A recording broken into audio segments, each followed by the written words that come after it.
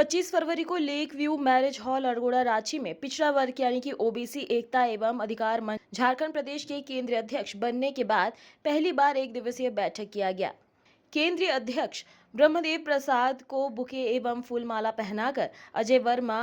गोरखनाथ चौधरी एवं अन्य लोगों के द्वारा भव्य रूप से स्वागत किया गया। बैठक को संबोधित करते हुए केंद्रीय अध्यक्ष ब्रह्मदेव प्रसाद ने कहा कि अध्यक्ष बनने के बाद पहली बार राजधानी में पहली बैठक का संचालन किया गया, जिसमें काफी संख्या में पिछड़ा वर्ग के सभी बुद्धिजीवी, नौजवान एवं महिलाएं भाग लिए। इसे देखकर मैं काफी गदगद हूँ। यह पिछड़ा वर्ग पूरे राज्य में संगठन खड़ा करेगा एवं सभी जिलों में जिला कमेटी का गठन करते हुए गांव स्तर तक ले जाकर पिछड़ा वर्ग के वंचित, शोषित, पीड़ित भाइयों और राजनीतिक, आर्थिक एवं शैक्षणिक रूप से जगाया जाएगा एवं सभी शिक्षा स्थानों में जनसंख्या के आधार पर भागीदारी होनी चाहिए। यह लड़ाई तब तक लड़ी जाएगी जब तक हमारी मांग को सरकार मान न लेती है, तब तक यह लड़ाई जारी रहेगी। बहुत ही जल्द राज्य की राजधानी रांची में एक बहुत बड़े कार्यक्रम प्रमंडल स्तर पर किया जाएगा एवं बहुत जल्दी पिछड़ा वर्ग का केंद्रीय कार्यालय रांची में खोला जाएगा और साथ ही पिछड़ा वर्ग यानी कि ओबीसी एकता अधिकार मंच का राज्य स्तर पर विस्तार करते हुए घोषणा की जाएगी।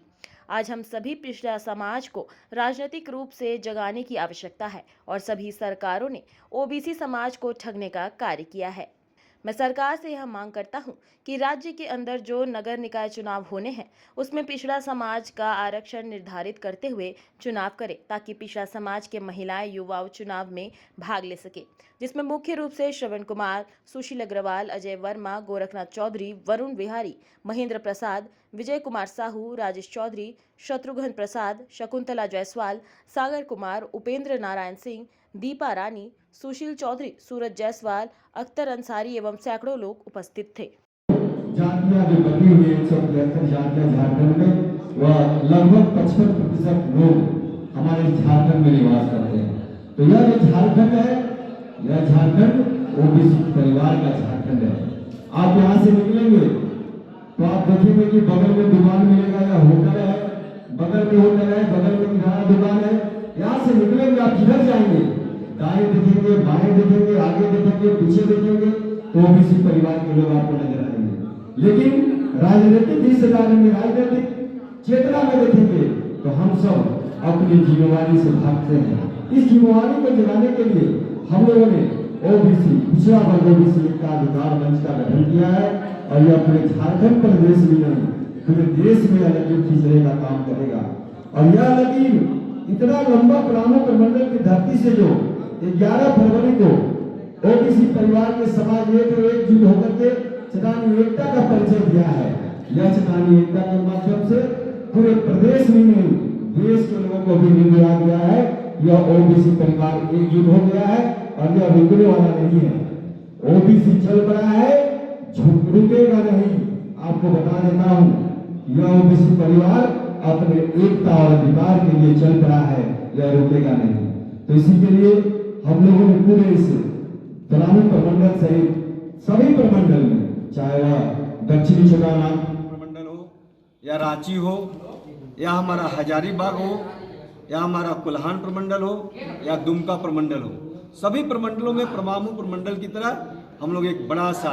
अपना एकता का परिचय देंगे और चटानी एकता के साथ बड़ा बड़ा महासम्मेलन करके अपने हक अधिकार के लिए लोगों को जागरूक करने का काम करेंगे। इसलिए आप सबों को यहाँ आमंत्रित किया हूँ कि हम ओबीसी को मतलब अदर बैकवर्ड कास्ट नहीं, ऑर्गेनाइज बेस्ड कम्युनिटी है। या ऑर्गेनाइज तरीके से, चाहे वह व्यापार करता हो,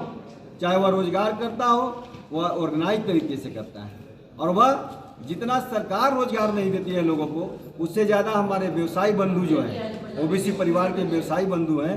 वो उससे ज़्यादा रोजगार देने का काम करते हैं। और वो इस देश की अर्थव्यवस्था की रीढ़ है। ओबीसी परिवार के जो भी व्यवसायी बंधु हैं, वो इस देश की व्यवस्था की रीढ़ है और देश की अर्थव्यवस्था 16 लाख करोड़ है और हम जीएसटी के माध्यम से और इनकम टैक्स के माध्यम से 24 लाख करोड़ देते हैं सरकार को। और उसके माध्यम से चाहे वह शिक्षा का क्षेत्र में विकास हो, चाहे वह रक्षा के क्षेत्र में बजट हो, चाहे वह विकास के क्षेत्र में बजट हो, चाहे वह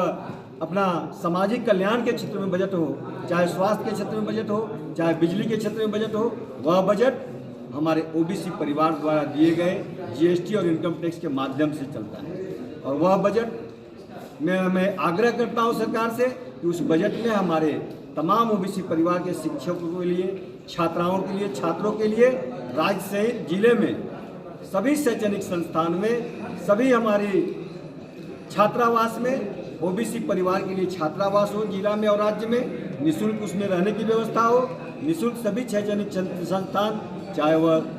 सरकारी हो या गैर सरकारी हो, उसमें हमें निःशुल्क शिक्षा की व्यवस्था हो, यह हम सरकार से मांग करते हैं। हमारा ट्रिपल टेस्ट करा करके चाहे निकाय चुनाव हो चाहे पंचायत चुनाव हो, उसमें हमारी जनसंख्या के अनुपात में हमें राजनीतिक हिस्सेदारी दे, चाहे वह किसी भी तरह का